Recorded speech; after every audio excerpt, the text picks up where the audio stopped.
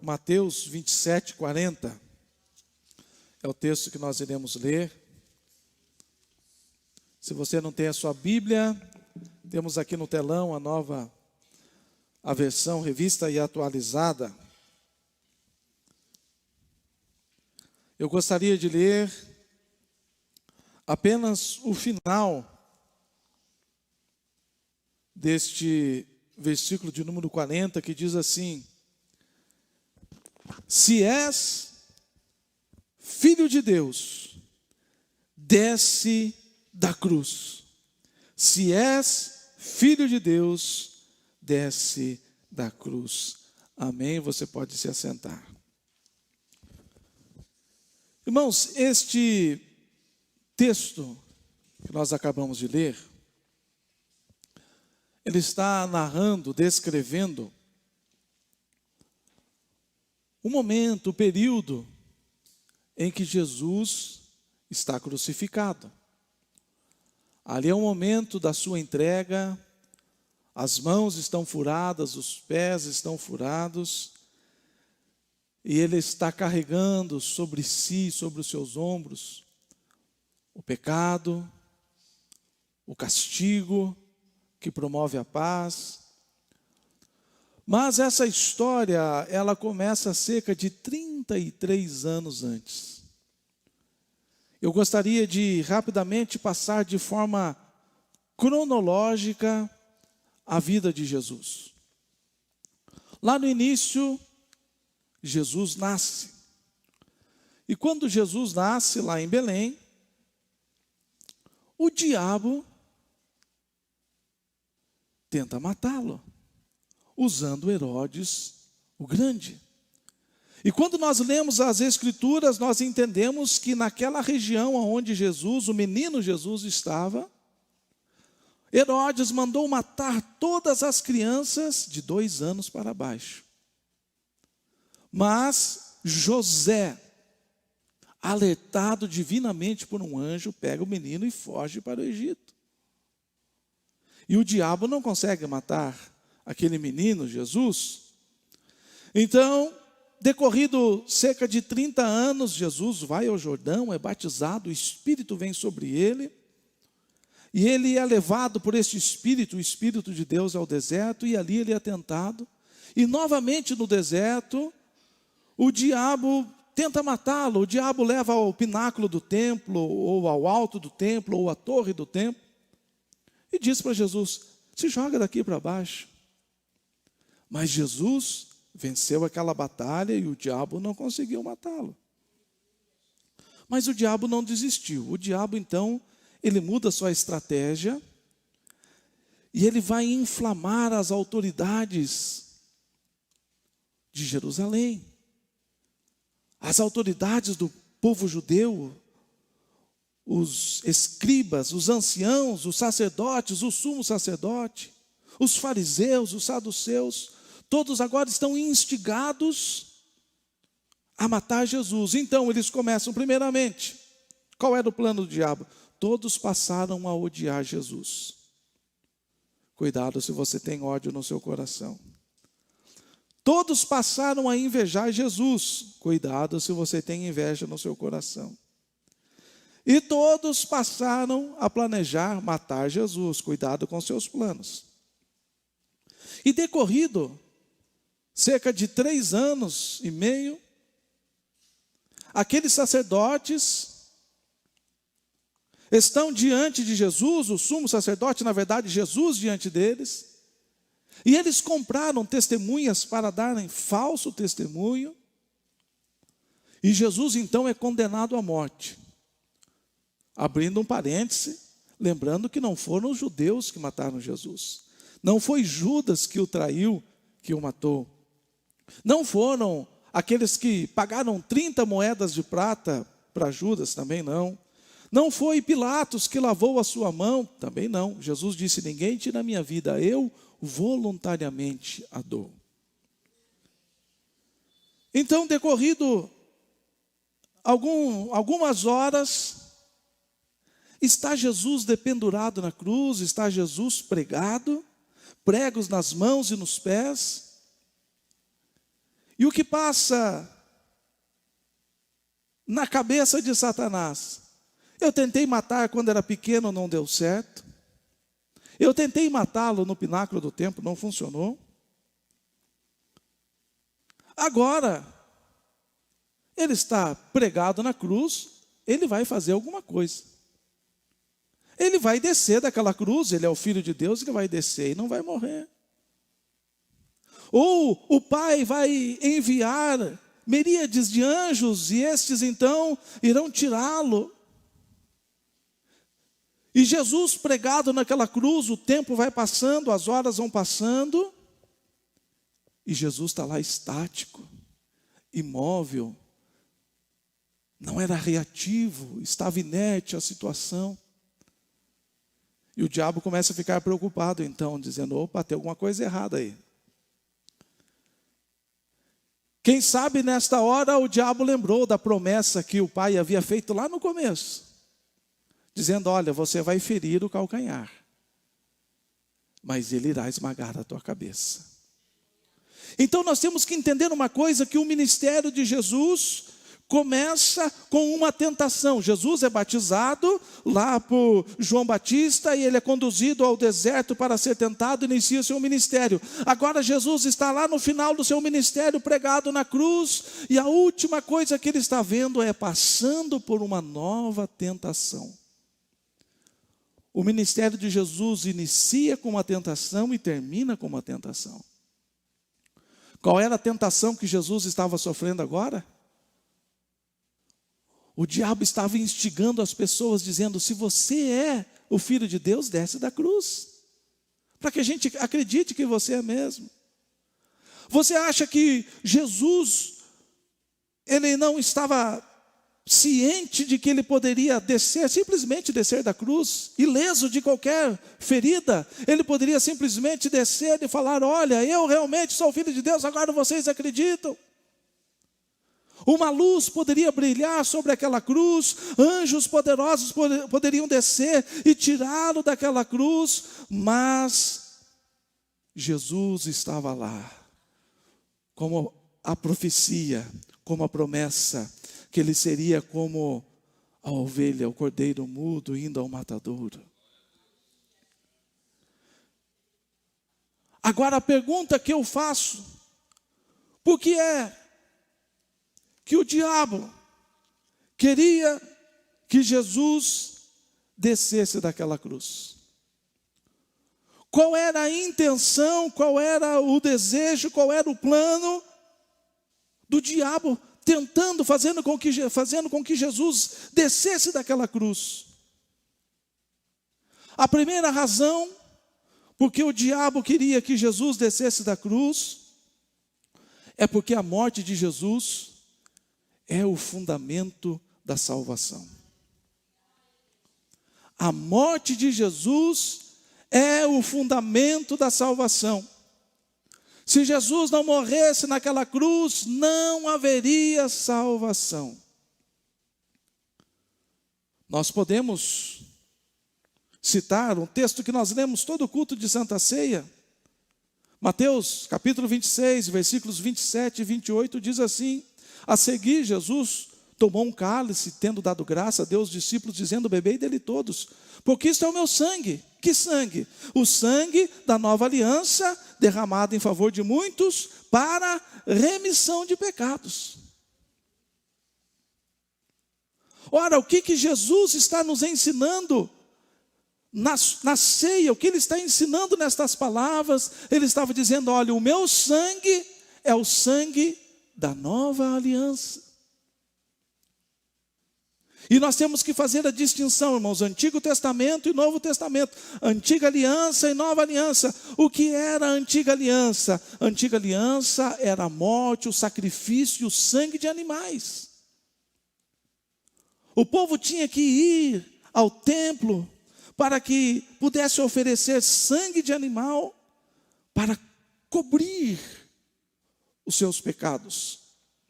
Lembre-se que na Antiga Aliança não havia perdão de pecados. Na Antiga Aliança os pecados eram apenas cobertos. Porque precisava de um sangue puro, precisava de um sangue inocente, precisava de um sangue precioso, que era o sangue de Jesus. Agora o diabo está olhando Jesus pendurado na cruz, está vendo gota após gota do sangue de Jesus caindo no chão, e o diabo agora estava em desespero, querendo que Jesus descesse daquela cruz, para que não houvesse a salvação, para que não houvesse a nova aliança. A antiga aliança cobria pecado, agora a nova aliança, Jesus está ensinando: este é o meu sangue, o sangue da nova aliança. Para que haja mudança de aliança, precisa haver mudança de sacerdócio. E Jesus se tornou o nosso sumo sacerdote. E adentrou o santuário eterno de uma vez por todas. Se hoje nós estamos aqui, se hoje nós temos paz, alegria, esperança, se hoje nós temos a certeza que vamos morar no céu, é porque Jesus estava pendurado naquela cruz, e Ele estava dizendo: esse é o meu sangue, o sangue da nova aliança. Versículo 28, ele diz assim: para a remissão de pecados. A palavra remissão, do grego aphesis, tem o sentido, o significado de libertação da escravidão ou da prisão. Então, quando Jesus está dizendo: este é o meu sangue para a remissão de pecados, Jesus estava dizendo: este é o sangue que vai libertar aquele que crer, libertar da escravidão do pecado. Irmãos, nós não podemos nos libertar do pecado, as pessoas não conseguem se libertar do pecado, irmãos. Você pode falar, pode pregar, pode anunciar, mas ninguém tem força própria de se libertar do pecado, é escravo. Outra questão que podemos entender com esta palavra remissão é a libertação da prisão. Aqui no Brasil nós estamos vivendo um tempo de muitas prisões. E para a pessoa sair da cadeia, não é? Ele fala assim: quero ir embora hoje. Já enjoei daqui. Já sofri bastante, não gosto desse ambiente, estou indo embora. Não, precisa de alguém vir e libertar. Aqui no Brasil tem um processo legal, e o advogado pega ali aquele documento que ele é o alvará de soltura, e chega lá no carcereiro e fala: fulano está liberto desta prisão.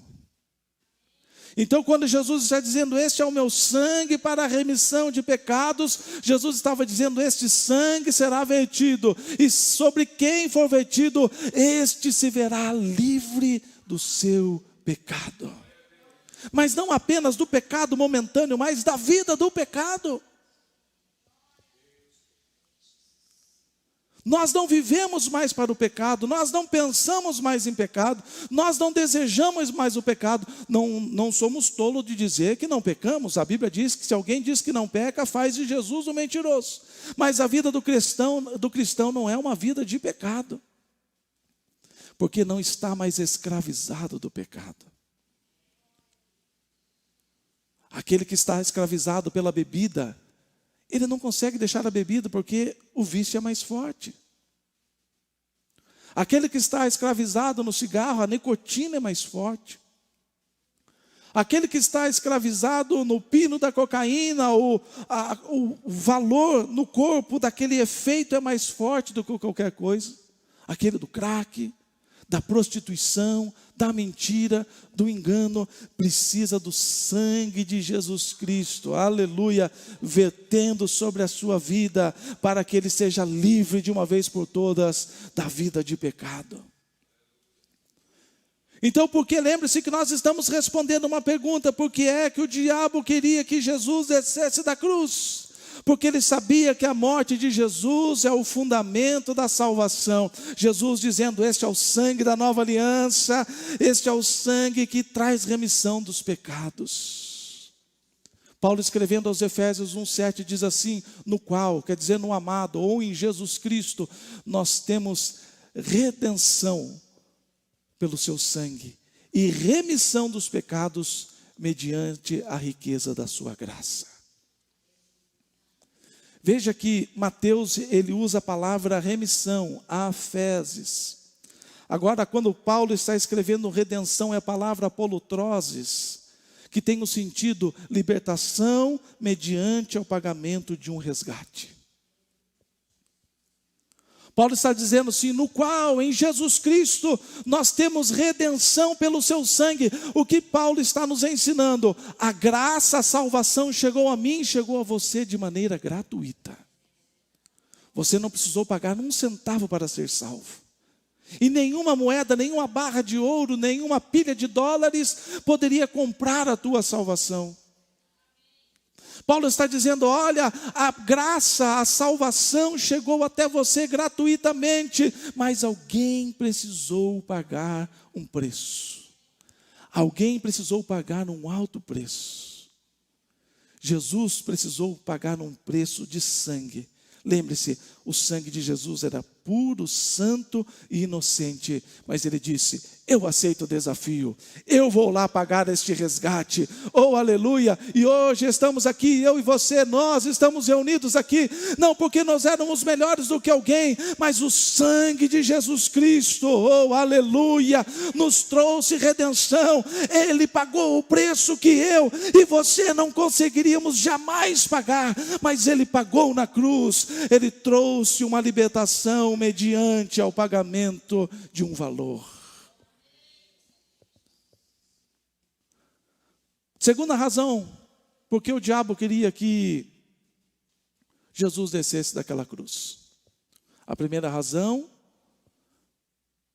é porque a morte de Jesus é o fundamento do evangelho, fundamento da salvação. O segundo motivo é que a morte de Jesus é o fundamento do evangelho. Quando nós olhamos Paulo escrevendo aos Romanos, capítulo 1, versículos 16 e 17, Paulo está dizendo assim, pois não me envergonho do evangelho, pois é o poder de Deus para salvar todo aquele que crê. Pois não me envergonho do evangelho, pois é o poder de Deus para salvar todo aquele que crê. O que Paulo está nos ensinando? Que o evangelho de Deus é o poder para salvar. O evangelho é o poder de Deus que nos salva. Por que esse evangelho é poderoso para nos salvar? Porque o evangelho é o lugar onde nós aprendemos a respeito de Jesus Cristo. Porque o evangelho é onde nós aprendemos a respeito do nascimento de Jesus Cristo. Porque o evangelho é onde nós aprendemos a respeito do ministério de Jesus Cristo. Porque no evangelho é o lugar onde nós aprendemos a respeito da morte e da ressurreição de Jesus Cristo. Por isso Paulo está dizendo, eu não me envergonho do evangelho, pois é o poder de Deus para salvar aquele que crê. Aleluia.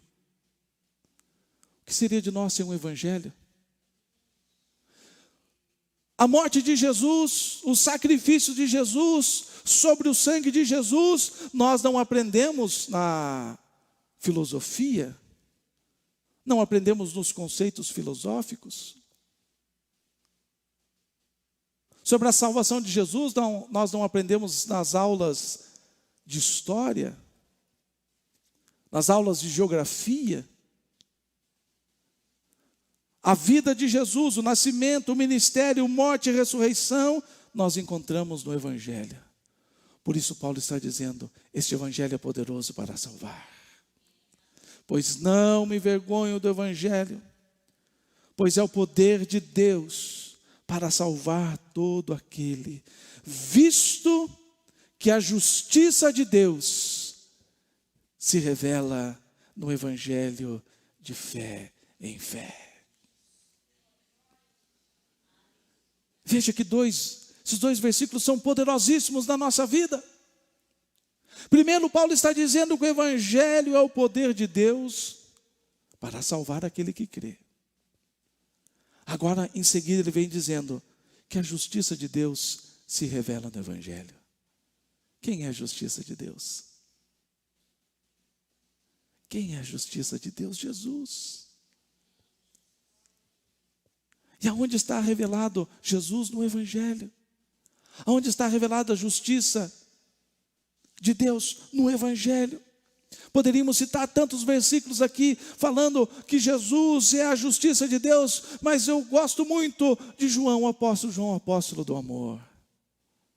Deveria ser muito bom ouvir João falando: filhinhos, é bom que vocês não pequem, mas se vocês derem aquela escorregada e pecarem, vocês têm um advogado junto ao Pai, Jesus Cristo justo. Aleluia. A palavra do Senhor também diz que Ele se revelou. Estávamos falando isso ontem aqui, conversando sobre isso, que Jesus Cristo, Ele se revelou como justiça, tanto para ser a justiça como o justificador. Oh, louvado seja o nome do Senhor. E tudo isto nós aprendemos no Evangelho. É por isso que o diabo queria que Jesus descesse daquela cruz, porque se Jesus descesse daquela cruz, não teria salvação. Se Jesus descesse daquela cruz, não haveria evangelho. E terceira razão, porque o diabo queria que Jesus descesse daquela cruz, porque a morte de Jesus é o fundamento da igreja. A morte de Jesus é o fundamento da igreja. Paulo, escrevendo aos Coríntios, na sua primeira carta, capítulo 3, versículo 11, ele diz assim: porque ninguém pode lançar outro fundamento, além do que já está posto, o qual é Jesus Cristo. Ninguém pode lançar outro fundamento na igreja, além daquele fundamento que já foi colocado, e este fundamento é Jesus Cristo. Oh, aleluia! Por isso Jesus é a pedra angular, a pedra de esquina, a pedra de fundação, a pedra do fundamento, e o fundamento da igreja é Jesus Cristo. Mas não apenas o Jesus que nasceu, não apenas o Jesus que curou os leprosos, que deu vista aos cegos, que fez mudo falar, que fez surdo ouvir. Não apenas o Jesus que fez paralíticos saírem saltando e correndo. Não apenas o Jesus que ressuscitou mortos. Não apenas o Jesus que multiplicou pães e peixes, mas o Jesus que deu a sua vida na cruz. Por isso Jesus é o fundamento da igreja. Ninguém pode lançar outro fundamento além daquele que já está posto, que é Jesus Cristo. Outro texto que eu gosto muito é Paulo escrevendo aos Efésios, lá no capítulo 3, versículo 25. Paulo está dizendo: maridos, amai a vossa mulher, assim como Cristo amou a igreja e a si mesmo se entregou por ela. Não é apenas um conselho para os maridos que Paulo está dando. Paulo está nos ensinando a respeito do fundamento da igreja. Paulo está dizendo assim: olha, Jesus amou a igreja de tal maneira, Jesus amou a igreja de forma tão intensa, que ele foi até as últimas consequências. Ele disse: Pai, se possível, passa de mim este cálice. Todavia não seja o que eu quero, mas seja a tua vontade.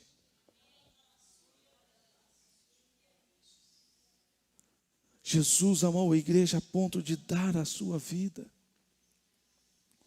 Então o nosso fundamento não é humano.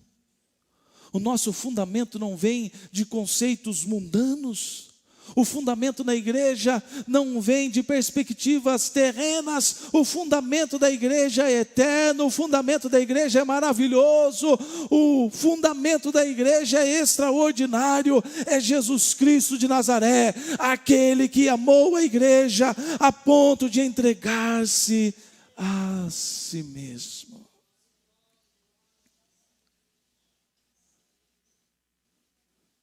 Jesus é o fundamento da igreja. Onde nós aprendemos a respeito de Jesus? No Evangelho.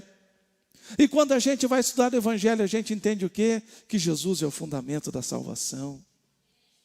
Se não houvesse cruz, se não houvesse Jesus crucificado, se não houvesse aqueles pregos, se não houvesse aquele sangue derramado, tudo seria vão, nós não estaríamos aqui, não haveria motivo de ser igreja, não haveria motivo de estarmos reunidos, estaríamos todos desesperados, sabendo que o nosso final seria o lago de fogo, mas Jesus Cristo morreu, se tornou o fundamento da salvação, se tornou o fundamento do Evangelho e se tornou o fundamento da igreja. É por isso que o diabo não queria que Jesus morresse naquela cruz. É por isso que o diabo estava tentando Jesus, dizendo: se você é filho de Deus, faça alguma coisa e desça daí. Mas Jesus foi até o último suspiro e disse: Pai, a ti eu entrego o meu espírito.